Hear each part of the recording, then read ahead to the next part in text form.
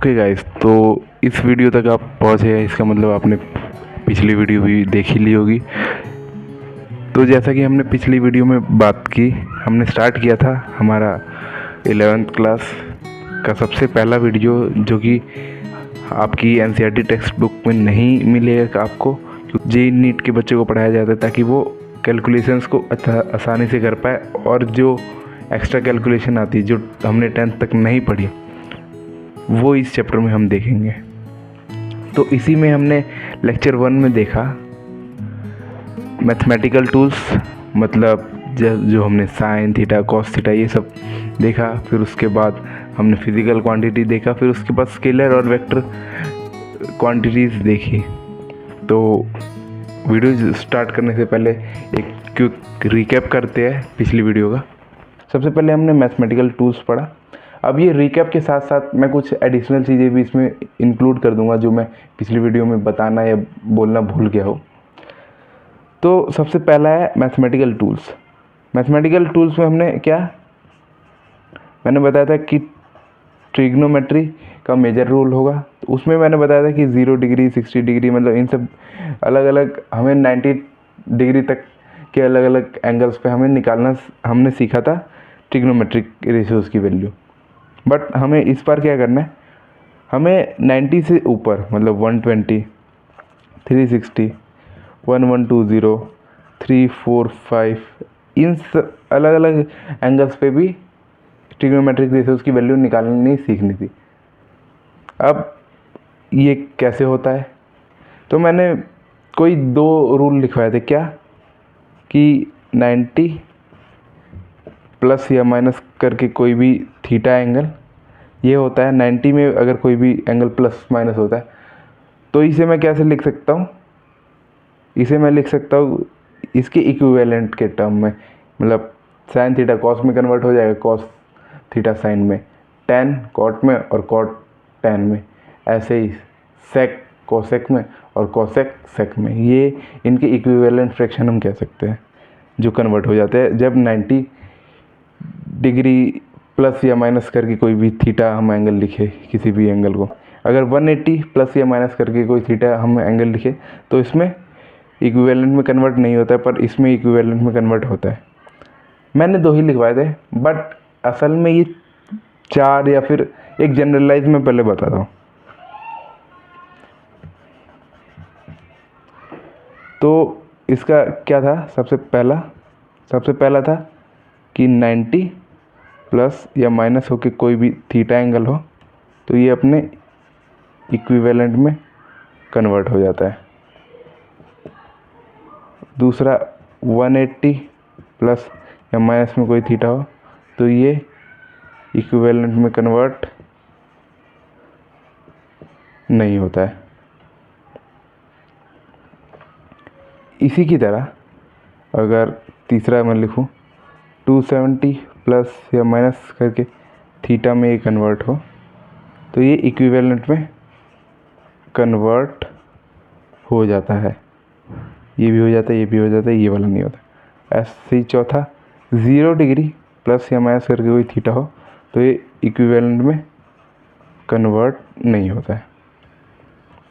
अब मैं 90 डिग्री और ये 270 डिग्री में क्या सेम चीज़ देख रहा हूँ, मैं 90 डिग्री और 270 डिग्री में क्या सेम चीज़ देख रहा हूँ कि ये जो 90 डिग्री और 270 डिग्री है ना, ये 270 डिग्री 90 डिग्री का ही एक ऑड मल्टीपल है।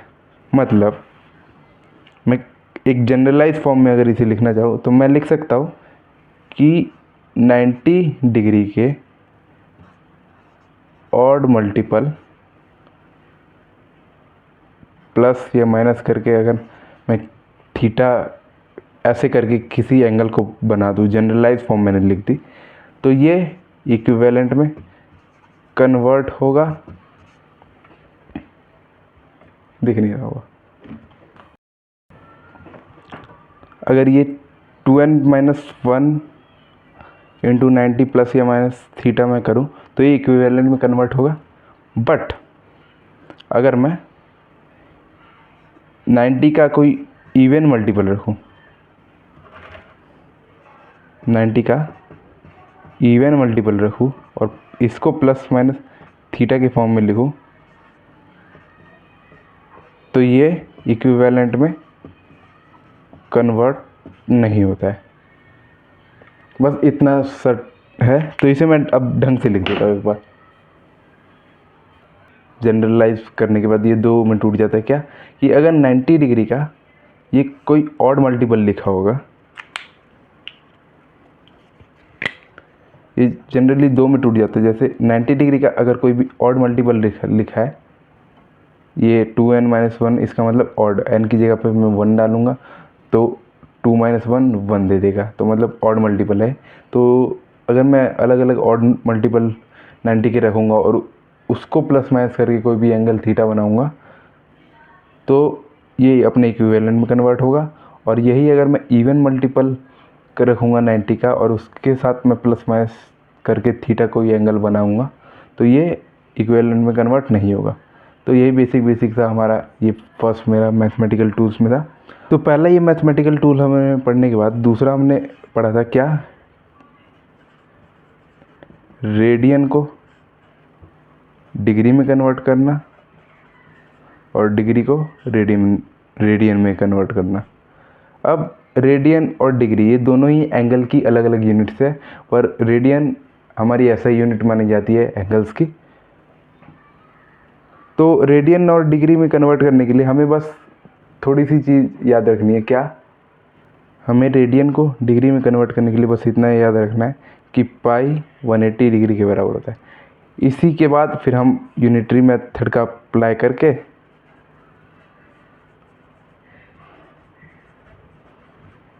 यूनिटरी मेथड से हम फिर निकाल लेंगे रेडियन को डिग्री में या फिर डिग्री को रेडियन में, जैसा पिछले लेक्चर में बताया था। फिर हम मूव ऑन करते हैं हमारे अगले पे, क्या, फिजिकल क्वांटिटीज। तीसरा फिजिकल क्वांटिटीज, ये क्या होता है, किसी भी फिनोमिनन जो भी हमारे सराउंडिंग में हो रहा है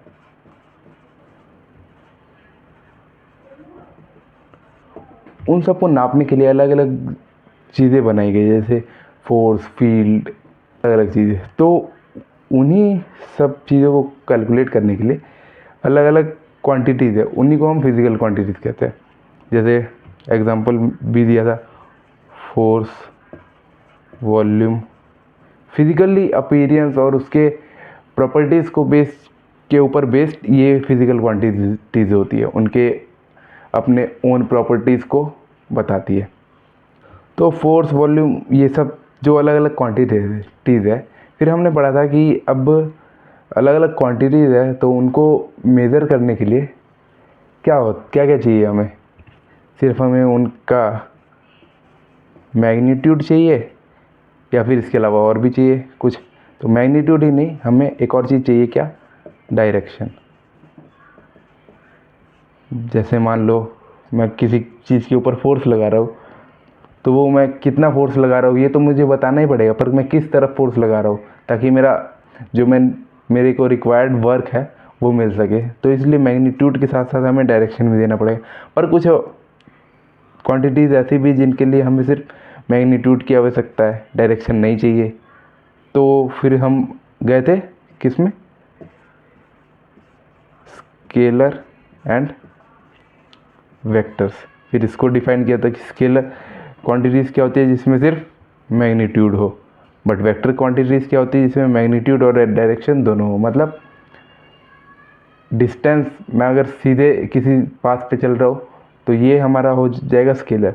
बट अगर मैं डिस्प्लेसमेंट की बात करूँ कि शॉर्टेस्ट पाथ, या फिर मैं अगर एक राउंड लिया, मैं अपने स्कूल गया फिर स्कूल से घर आया, अगर तुम अपनी बात करो तो तुम अपने स्कूल गए फिर स्कूल से घर आए, तो इसमें डिस्प्लेसमेंट कितना हुआ, 0, क्योंकि तुम जिस पॉइंट से गए थे उसी पॉइंट पे वापस आ गए हो, इसलिए तुम्हारा डिस्प्लेसमेंट 0 हो गया। और ये एक वेक्टर क्वांटिटी है। क्यों, क्योंकि इसमें तुमने बताया कि तुम एक पार्टिकुलर डायरेक्शन से एक पार्टिकुलर डायरेक्शन पे गए, फिर सेम पाथ तुमने फिर से ट्रैवल किया और फिर उसी पॉइंट पे आ गए।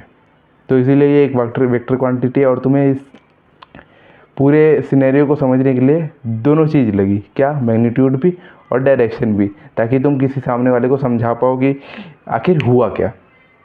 तो बेसिक सा हमारा यही था। अब आज जो हमें पढ़ना था, आज क्या पढ़ना था, आज का मसाला क्या है, तो आज हमें पढ़ना है अरिथमेटिक ऑपरेशंस के बारे में, जो कि हम वेक्टर्स या फिर स्केलर्स पे पढ़ते हैं। ठीक है, तो सबसे पहले हम एडिशन से स्टार्ट करेंगे।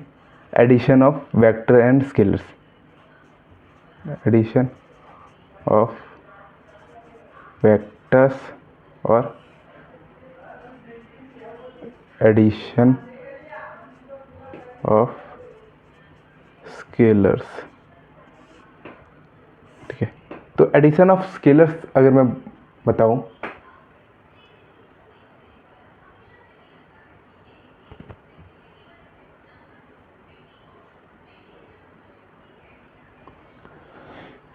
अगर मैं एडिशन ऑफ स्केलर्स बताऊं तो इसमें कोई ख़ास नहीं है।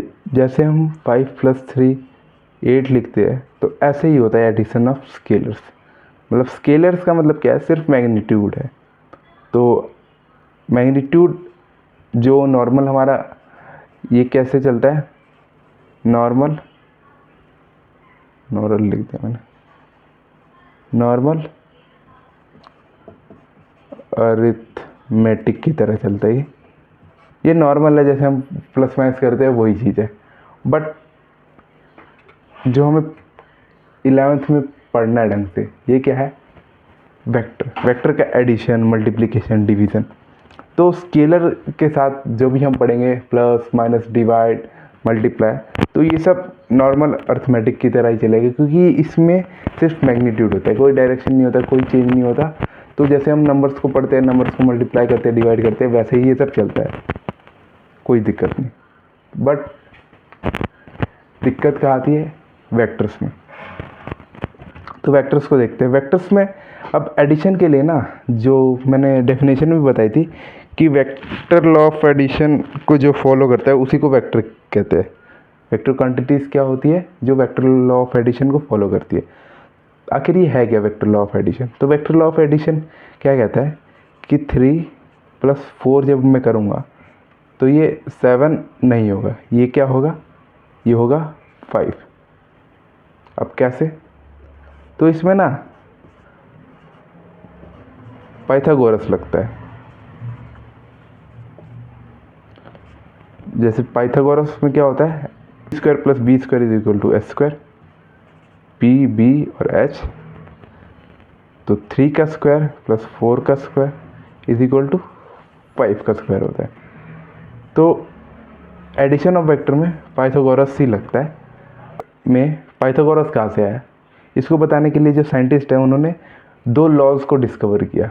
डिस्कवर तो नहीं, हमें बताया, जिससे हमें पता चला कि ये पाइथागोरस का यहाँ पे क्या कंसेप्ट है, या फिर ट्रायंगल कहाँ से आ गया यहाँ पे। तो वो 2 लॉज की तरफ बढ़ते हैं हम। पहला है triangle laws of law of addition of vector. लिख लेना अपना, वेक्टर के अंदर ही पढ़ा रहा हूँ तो इसलिए ट्रायंगल ऑफ एडिशन मैंने लिख दिया सिर्फ। तो ट्रायंगल ऑफ एडिशन है क्या आखिर? ये है कि अगर जैसे मान लो मैं सपोज कोई ट्रायंगल बनाऊँ वेक्टर्स का, तो ये कैसा बनेगा। अब ये ट्रायंगल जो बनेगा ये अलग अलग वेक्टर से बनेगा, और वो वेक्टर्स कैसे अलाइन होने चाहिए, एक वेक्टर का हेड दूसरे वेक्टर के टेल से जॉइंट होना चाहिए। जैसे ये मैंने बनाया, अगला वेक्टर ऐसे बनाऊंगा, और जो एक अपोजिट वेक्टर जाएगा जो हेड टू हेड कांटेक्ट करेगा, ये होगा इसका एडिशन। जैसे एक ये वेक्टर अगर मैं 3 मान लूँ और ये वेक्टर मैं 4 मान लूँ, इनको ऐड करके जो एडिशन वेक्टर आएगा वो ये सी होगा। अब ये 3 4 ना मान के मैं ये ए बी सी मानता हूँ। अगर ये जो पहला वाला वेक्टर है इसको मैं ए मान लूँ, इस वाले को बी मान लूँ, तो एडिशन वेक्टर मेरा सी होगा। अब वेक्टर को डिनोट करने के लिए मैंने बताया था इसके ऊपर ये लगाते हैं। इसका मतलब क्या है, ये डायरेक्शन को डिनोट करता है कि इसमें एक डायरेक्शन भी है। तो इसको मैं क्या लिख सकता हूँ, vector A plus vector B is equal to vector C, ऐसे लिख सकते हैं हम इसको, ट्रायंगल लॉ ऑफ एडिशन। अब ये जॉइंट कैसे होते हैं,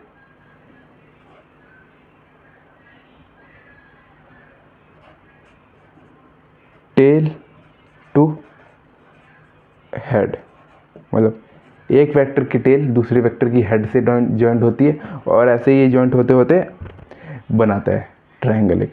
और जो लास्ट वाला एडिशन वेक्टर होता है वो टेल टू टेल या फिर हेड टू हेड जॉइन होता है। ये जो डायरेक्शन को दिखा रहा है ये हम हेड कह देते हैं, और जो जहाँ से ओरिजिनेट होता है उसको हम टेल कहते हैं। तो पहला लॉ ऑफ एडिशन तो यही हो गया, ट्रायंगल लॉ ऑफ एडिशन। इसमें हम क्या पाइथागोरस थ्योरम का यूज़ करते हैं, पाइथागोरस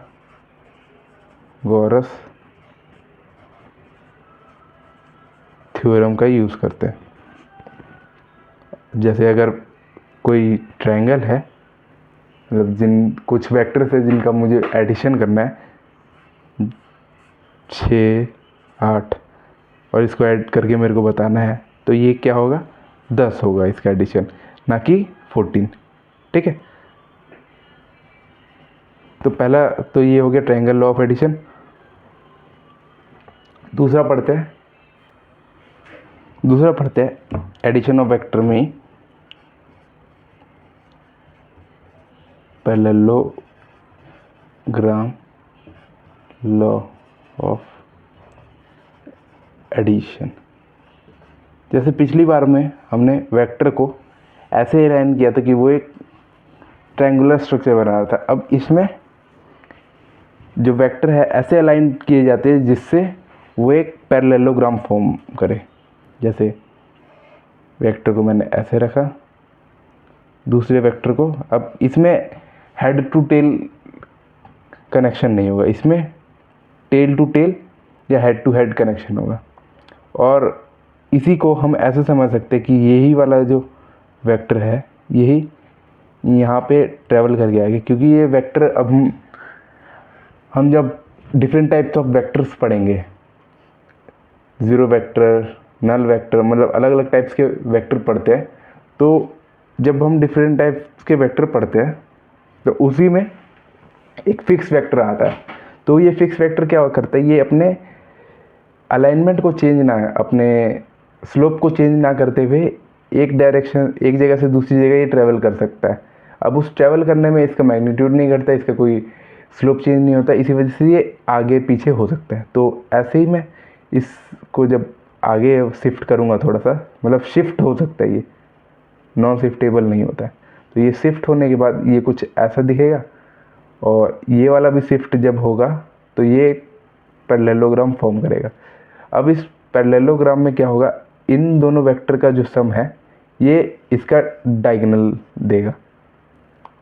मतलब अगर मैं फर्स्ट साइड को ए बोलूँ वेक्टर ए, और सेकंड साइड को बोलूँ वेक्टर बी, और ये जो डायगोनल है इसको मैं बोलूँ वेक्टर सी, तो मैं क्या लिख सकता हूँ, vector A plus vector B is equal to vector C. तो ये होता है हमारा पैरेललोग्राम लॉ ऑफ एडिशन। ये इसमें भी वही लगता है पाइथागोरस।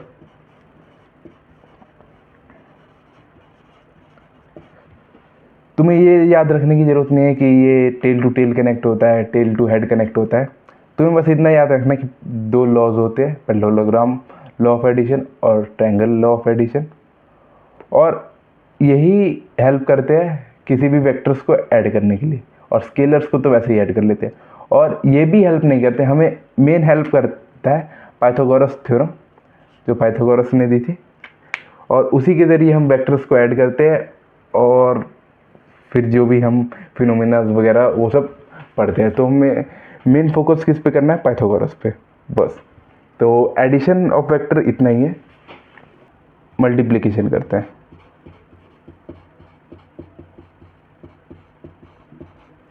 अब मल्टीप्लिकेशन सबसे पहले बाय स्केलर। स्केलर मैंने बताया, स्केलर क्या होता है, सिर्फ मैग्नीट्यूड होता है। तो multiplication of a vector by a scalar, तो मैं किसी भी स्केलर को जिसमें सिर्फ मैग्नीट्यूड हो, मैं क्या लेट स्केलर में बोल सकता हूँ कि कोई के होगा, और वेक्टर को मैं मान लेता हूँ n। तो इनको मल्टीप्लाई करके मैं क्या लिख सकता हूँ, k इंटू एन में क्या लिख सकता हूँ, kn। तो मतलब स्केलर से जब मैं किसी भी वेक्टर को मल्टीप्लाई करता हूँ तो जस्ट ऐसे ही उसका मैग्नीट्यूड उससे मल्टीप्लाई हो जाता है किसी वेक्टर से। अगर वेक्टर के अंदर भी मैग्नीट्यूड है तो वो मैग्नीट्यूड से मल्टीप्लाई हो जाएगा, और जो डायरेक्शन होगा एन कैप वो इसका कंजर्व रहेगा, मतलब कोई भी डायरेक्शन में चेंज नहीं होगा। बट यही अगर मैं बाय एनी वेक्टर करता हूँ तो इसमें दिक्कत है, क्योंकि अब वेक्टर से मल्टीप्लाई करने का मतलब क्या है कि एक वेक्टर इस तरफ जा रहा था और एक वेक्टर मान लो अपोजिट जा रहा हो, और इन दोनों को मैं मल्टीप्लाई कर रहा हूँ, तो ये अपना कुछ तो फिनोमेना दिखाएंगे। तो वही होता है वेक्टर से मल्टीप्लाई करना।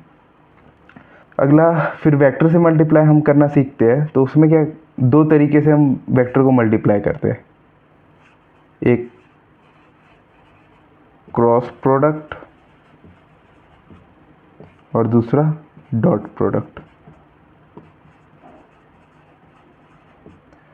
क्रॉस प्रोडक्ट का जो फाइनल प्रोडक्ट आता है, मतलब जो क्रॉस प्रोडक्ट के बाद जो हमारा जो भी चीज़ बचता है वो एक वेक्टर क्वांटिटी बचती है, और डॉट प्रोडक्ट के बाद हमारा स्केलर क्वांटिटी बचती है।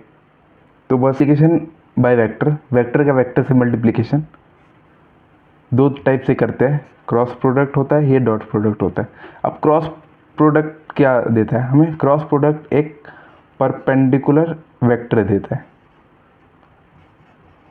मतलब परपेंडिकुलर वेक्टर मैं कहना क्या चाहता हूँ इससे, मतलब क्रॉस प्रोडक्ट का मतलब क्या है ना, तो आपको दिख रहा है, तो चलो मैं थोड़ा इधर इस तरफ बता देता हूँ फिर मिटा दूंगा। तो क्रॉस प्रोडक्ट में होता क्या है ना, जैसे एक वेक्टर है, एक प्लेन में मान लेता हूँ पहले, एक ये मान लो एक प्लेन है सिंगल, तो मान लो एक वेक्टर मेरा इस तरफ है वेक्टर ए, और एक वेक्टर इस तरफ है वेक्टर बी।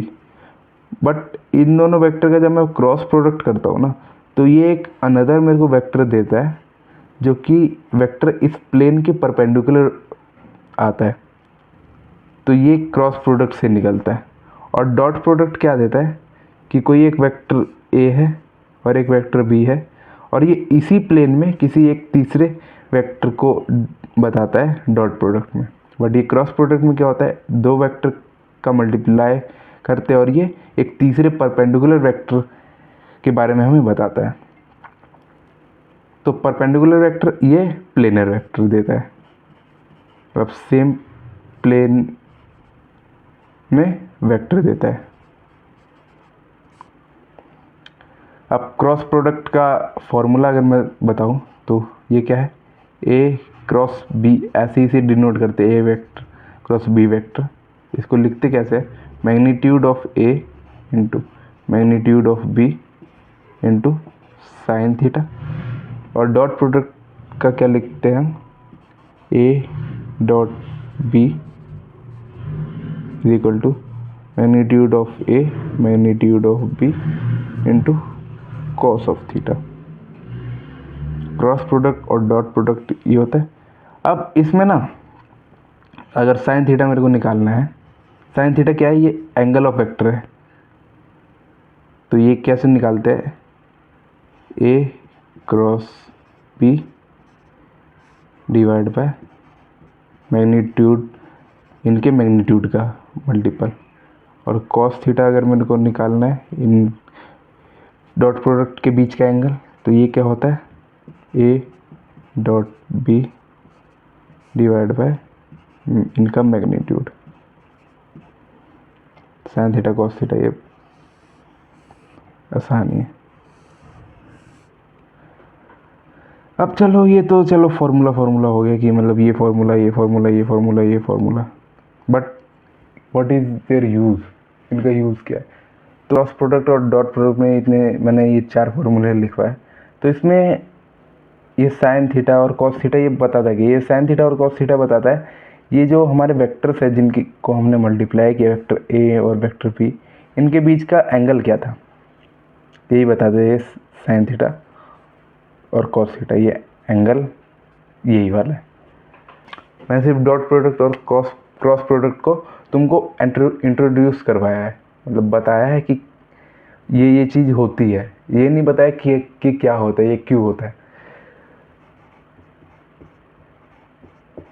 अब मैंने क्यों नहीं बताया, क्योंकि अब ना जैसे जैसे तुम पढ़ते जाओगे अलग अलग चैप्टर्स, एनएलएम, काइनेमैटिक्स, फिर अलग अलग जो चैप्टर पढ़ोगे, फिर उसके बाद ये सब चैप्टर के बाद जब तुम 12th में जाओगे तो 12th में पूरा तुम्हें एक मैथ्स में चैप्टर मिलेगा वेक्टर्स का, वेक्टर्स 3D। तो उसमें तुम और अच्छे से जान पाओगे वेक्टर्स को। तो एप्लीकेशन के तौर पे मैं क्या बताऊँ, जो डॉट प्रोडक्ट का एप्लीकेशन अगर मैं बताने जाऊँ तो ये डॉट प्रोडक्ट वर्क डन को निकालने के काम आता है। जब वर्क डन का तुम फॉर्मूला पढ़ोगे एफ डॉट डी एस या फिर एफ डॉट एस, एस का मतलब यहाँ पे ये डिस्प्लेसमेंट से, तो ये क्या F dot S dot into, मतलब डॉट का मतलब मल्टीप्लाई है ये, और ये कॉस थीटा। अब फिर उससे तुम एंगल भी फाइंड कर सकते हो। किसी वेक्टर है दो जो कि क्या है आपस में 90 डिग्री पे है, तो उनके बीच का एंगल भी फाइंड कर सकते हो। ओह, एक बात तो रह गई बताना कि डॉट प्रोडक्ट जो है ये इसमें क्या आता है, कॉस थीटा आता है। तो कॉस थीटा जब जब ज़ीरो होगा ना तो डॉट प्रोडक्ट का वैल्यू भी ज़ीरो होगा। ऐसे ही जो तुम्हारा क्रॉस प्रोडक्ट है इसमें क्या आता है साइन थीटा, तो मतलब इसका मतलब साइन थीटा जहाँ जहाँ ज़ीरो होगा वहाँ ये भी ज़ीरो होगा। तो कॉस थीटा कहाँ कहाँ ज़ीरो होगा, 90 के ऑड मल्टीपल्स पे ये डॉट प्रोडक्ट ज़ीरो होगा, और क्रॉस प्रोडक्ट 90 के इवन मल्टीपल पे ज़ीरो होगा। तो उसी से हम फिर इसका एंगल भी निकाल सकते हैं। जैसे मान लो बता दिया कि कोई दो परपेंडिकुलर वेक्टर्स है, तो इन वेक्टर के बीच में क्या, मतलब इसके प्रोडक्ट के बीच में क्या एंगल होगा, ये सब मैं बता सकता हूँ। तो बस एप्लीकेशन, अब बढ़ते हैं एप्लीकेशन पे। फाइनल जो मैं बता रहा था ये इसके बीच में ही बता दिया मैंने कि डॉट प्रोडक्ट और क्रॉस प्रोडक्ट कब कब ज़ीरो होंगे। एप्लीकेशन पे बढ़ते हैं। तो हमने जब सबसे पहला देखा स्केलर से multiply, scalar multiplication of vector, तो मैंने बस बता दिया कि ये बस वैसे ही नॉर्मल मल्टीप्लाई हो जाएगा, बट वो मल्टीप्लाई होकर हमें कुछ चीज़ें बताएगा, तो वो देखते हैं। तो मान लो मैंने क्या माना था, स्केलर के माना था। अगर के क्या हो, ज़ीरो हो, तो ये जो हमारा वेक्टर है एन वेक्टर, इसको एक नल वेक्टर बना देगा। अगर के ग्रेटर देन 1 है तो ये क्या करेगा, जो हमारा वेक्टर है उसको पॉजिटिव में बढ़ाएगा, मतलब पॉजिटिव की तरफ आगे लेके जाएगा, मैग्नीट्यूड बढ़ाएगा। और अगर के छोटा है 1 से तो ये हमारा वेक्टर है उसको घटाएगा, नेगेटिव डायरेक्शन में लेके जाएगा। ये पॉजिटिव डायरेक्शन में लेके जाएगा, ये नेगेटिव में, और ये नल वेक्टर बना देगा हमारे वेक्टर को स्केलर मल्टीप्लिकेशन। अब आते हैं वेक्टर मल्टीप्लिकेशन, या फिर जो दो टाइप के मल्टीप्लिकेशन वेक्टर मल्टीप्लिकेशन में पड़े, डॉट और क्रॉस।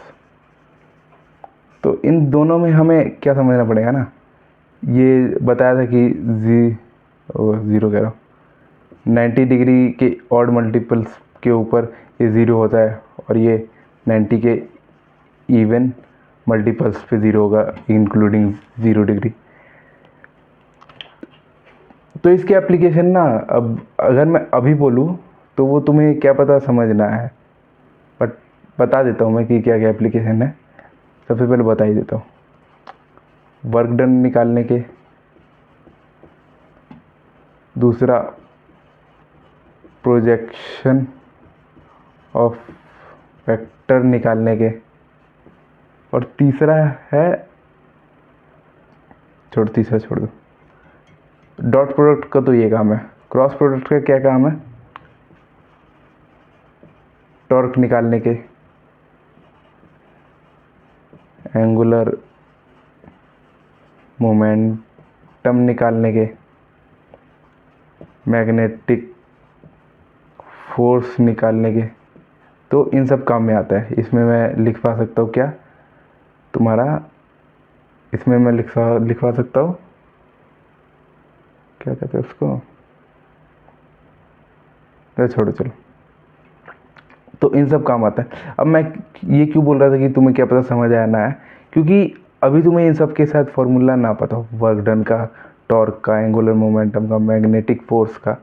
तो ये जैसे जैसे हम तुम धीरे धीरे पढ़ोगे, जैसे तुम्हारा क्वांटिटी आएगा साइन थीटा कॉस थीटा, तो तुम उसमें क्लासीफाई कर पाओगे कि यहाँ पे डॉट प्रोडक्ट लग रहा है, क्रॉस प्रोडक्ट लग रहा है, एंगल्स। तो इसमें अब हम पढ़ेंगे क्या, एंगल्स के बारे में नहीं, हम पढ़ेंगे कुछ स्पेशल एंगल के बारे में। कुछ क्या, एक ही है, वही जो हमारा काम आएगा कि अगर मेरा ये 3 है, ये 4 है, तो ये 5 होगा, ये पता है। तो 3 के सामने वाला ये हो जाएगा 53 डिग्री और ये हो जाएगा 37 डिग्री। बस ये कॉन्सेप्ट है। ये एक स्पेशल एंगल है जिनके हम क्या कहते हैं, साइड्स को देख के हम इनके एंगल्स को बता सकते हैं कि ये 37 डिग्री होगा, ये 53 डिग्री होगा। 4 जो लेंथ है साइड, उसके सामने वाला एंगल होगा 37 और 3 के सामने वाला होगा 53। तो ऐसे ही स्पेशल एंगल्स यही है। और अगला projection of vector. Projection of vector का मतलब क्या है कि किसी एक वेक्टर के ऊपर मैं किसी दूसरे वेक्टर को प्रोजेक्ट करके दिखा सकूं, तो इसी को प्रोजेक्शन ऑफ वेक्टर कहते हैं। अब प्रोजेक्शन का मतलब क्या है, जो हम कॉस थीटा में पढ़ेंगे, ये प्रोजेक्शन ऑफ वेक्टर, या फिर एक होता है वेक्टर को तोड़ते हैं हम, किसी भी कैलकुलेशन करते हैं। जैसे काइनेमैटिक्स में हम 2D पढ़ेंगे, तो 2D में हम क्या करेंगे, अगर कोई भी बॉल मान लो ऐसे किसी एंगल पे जाएगी, एक किसी ग्राउंड लेवल से, मतलब किसी भी एक पॉइंट से किसी एंगल पे कोई भी बॉल जाएगी या फिर कोई अलग अलग चीज़ें उड़ेगी, तो उनको ना हम क्या करते हैं ना, एक हॉरिजॉन्टल कंपोनेंट और एक इसका वर्टिकल कंपोनेंट में तोड़ देते हैं। फिर उसके बाद हॉरिजॉन्टल कंपोनेंट को अलग हम कैलकुलेशन करते हैं और वर्टिकल कैलकुलेशन अलग करते हैं वर्टिकल कंपोनेंट का। जिससे क्या होता है ना, हॉरिजॉन्टल कंपोनेंट में भी हमें पता चल जाता है अलग अलग चीज़ें, और वर्टिकल में भी पता चल जाता है। इससे ये जो हमने तोड़ा इन वेक्टर को, इससे क्या फ़ायदा हुआ कि हमारी कैलकुलेशन थोड़ी इजी हो जाती है। ये अभी मैं बोल रहा हूँ बकवास लग रहा हो, बट जब आप क्वेश्चन करेंगे तो उसमें आपको पता चलेगा कि हाँ ये थोड़ा काम का चीज़ थी। तो प्रोजेक्शन ऑफ वेक्टर पढ़ते हैं। इसमें क्या, एक वेक्टर के ऊपर दूसरा वेक्टर होगा और इस वेक्टर का प्रोजेक्शन दूसरे वेक्टर के ऊपर पड़ रहा होगा। मान लो ये वेक्टर ए है और ये वेक्टर बी है, तो projection of vector A on B मैं क्या लिख सकता हूँ, बी पढ़ना है। अब अगर मैं तुम सबसे पूछूं तो तुम क्या कहोगे कि ए का प्रोजेक्शन बी पे कितना होगा, सिर्फ इतना पार्ट होगा ए का प्रोजेक्शन बी पे। अगर ये एंगल थीटा में लूँ तो ये इस डिस्टेंस को मैं क्या लिख सकता हूँ, ए कॉस थीटा। तो फाइनली मेरा आंसर क्या आना चाहिए, ए कॉस थीटा। अब ए कॉस थीटा मैं कैसे ला सकता हूँ, यहाँ पे अगर मैं प्रोडक्ट ऑफ वेक्टर करूँ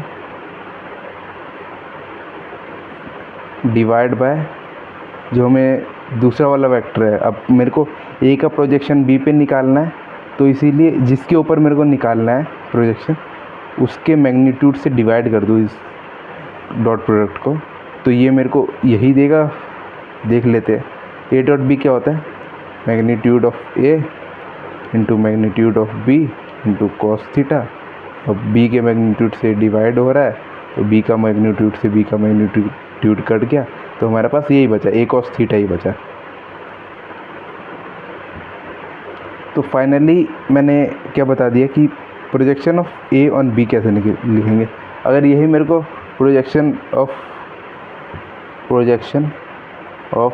बी ऑन ए करना था, तो इसको कैसे लिखूँगा, इसको भी मैं इन दोनों वेक्टर्स का डॉट प्रोडक्ट डिवाइड बाय, अब जिसके ऊपर मेरे को प्रोजेक्शन निकालना है उसका मैग्नीट्यूड से डिवाइड कर दूँगा, तो यही प्रोजेक्शन ऑफ वेक्टर हो जाएगा मेरा। अब ये प्रोजेक्शन वगैरह तो चलो काम आ जाएगा जब भी आएगा, बट इसमें मेरे को सीखना क्या है, ये रिजोल्यूशन ऑफ वेक्टर कि मतलब कोई भी एक वेक्टर है, जैसे एक तो नहीं मतलब मल्टीपल वेक्टर्स का कॉम्बिनेशन अगर मेरे को दे रखा है ऐसे,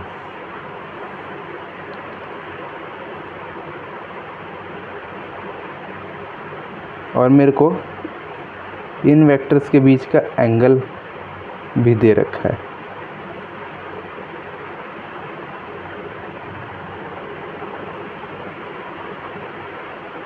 अगर मेरे को इन सब का एंगल भी दे रखा है और वेक्टर्स दे रखे हैं, तो मैं क्या करना चाहूँगा ना, मैं इनको रिजॉल्व करना चाहूँगा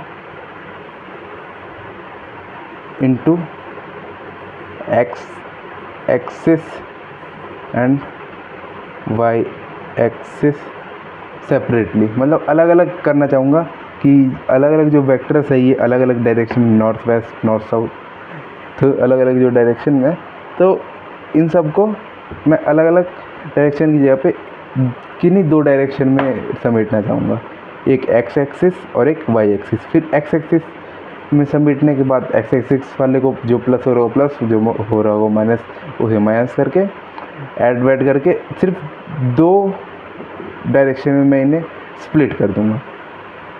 इसको मैं रिजोल्यूशन ऑफ वेक्टर या फिर स्प्लिटिंग ऑफ वेक्टर्स भी कह सकता हूँ। तो अगला चलते हैं स्प्लिटिंग ऑफ वेक्टर पे। स्प्लिटिंग ऑफ वेक्टर, मान लो कोई भी हमारा वेक्टर है ऐसे, अब स्प्लिटिंग ऑफ वेक्टर में ना मेन काम है ज्योमेट्री का, मतलब मान लो ये कोई थीटा है, थीटा मान लो थीटा की जगह पे मैं 60 डिग्री ले लेता हूँ, और ये वेक्टर ए और ये वेक्टर बी। अब मैं इस वेक्टर ए का अगर परपेंडिकुलर कंपोनेंट लूँ तो ये चीज़ क्या होती है, ये होता है हमारा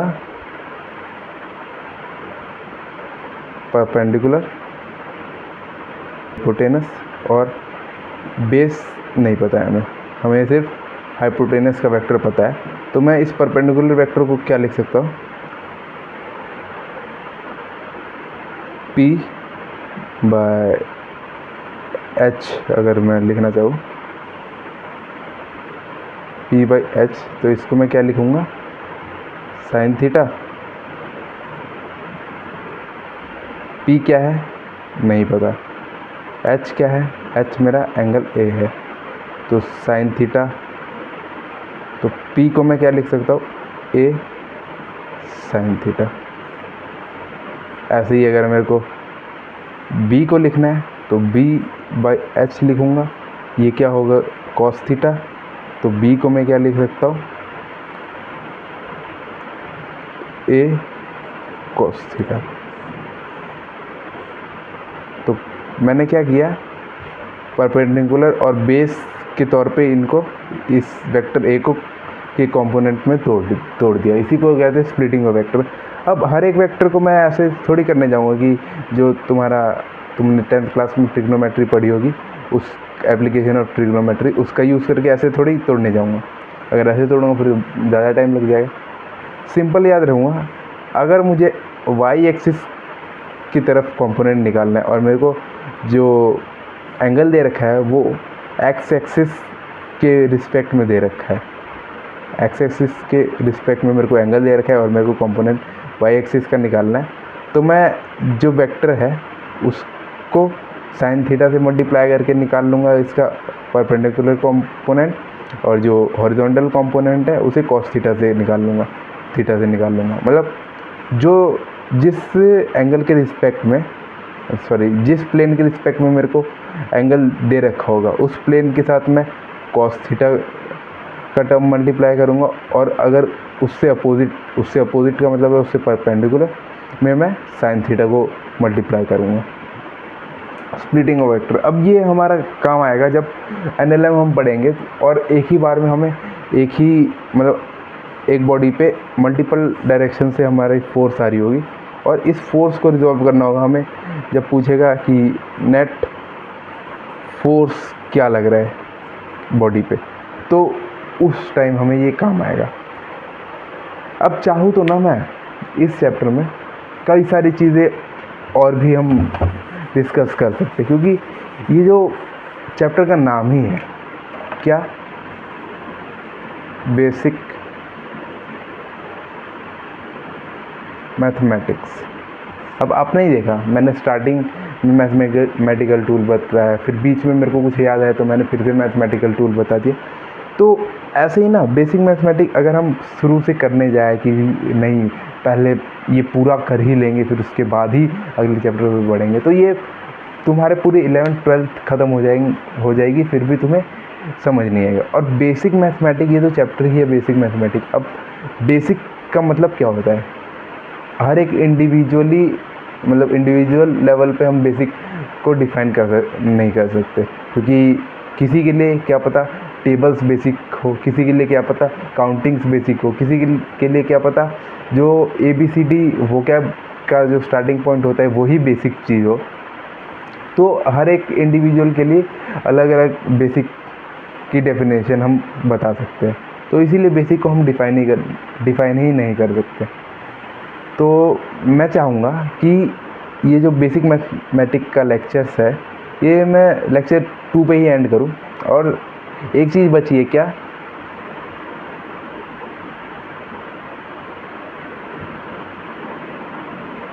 टाइप्स ऑफ वेक्टर्स, तो इसका मैं तुम्हें PDF प्रोवाइड कर दूंगा डिस्क्रिप्शन में या फिर कमेंट में पिन कर दूंगा एक लिंक, तो उससे तुम सब देख लेना। तो टाइप ऑफ वेक्टर तो तुम पढ़ लेना, क्योंकि अगर मैं यहाँ बार बार लिख के पढ़ाऊँगा तो वो मेरे लिए भी बहुत दिक्कत वाली बात है, और इससे अच्छा तुम ही पढ़ लेना। उसमें मैं पूरे लेक्चर का ही लगभग मैं कंटेंट उसमें प्रोवाइड कर दूँगा। और बेसिक मैथमेटिक्स आगे मैं और कंटिन्यू कर सकता हूँ बट नहीं करूँगा, क्योंकि ये टाइम वेस्ट वाली बात होगी। क्योंकि बेसिक मैंने बताया है कि इंडिविजुअल लेवल का खेल है, हर एक इंडिविजुअल का बेसिक अलग अलग होता है और एडवांस अलग अलग होता है। अब क्या पता यही एडवांस किसी को लग रहा हो, क्या पता ये सबको आता ही हो तुम सभी को। तो इसी वजह से बेसिक मैथमेटिक्स यहीं रैप अप करता हूँ। मैंने स्टार्टिंग में कहा था कि ये लेक्चर उनके लिए जिन्होंने कुछ भी नहीं पढ़ा और जल्दी से कुछ ऐसा करना चाहते कि हाँ चलो नंबर ऑफ़ चैप्टर्स मेरे ये काउंट हो जाए कि हाँ ये मैंने कुछ तो इसमें जानता हूँ, पूरा नहीं पर कुछ तो जानता हूँ। तो उसके लिए था ये लेक्चर, 2 लेक्चर का ये चैप्टर था, तो ये यहाँ पे कंप्लीट हुआ है।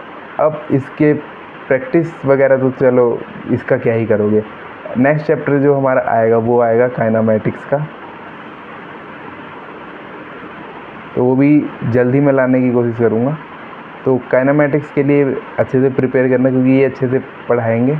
और काइनेमैटिक्स तो अच्छा ही चैप्टर है, ये स्टार्टिंग है, तुम्हें मज़ा भी आएगा थोड़ा बहुत, क्योंकि 10th 9th में तुम पढ़ चुके हो।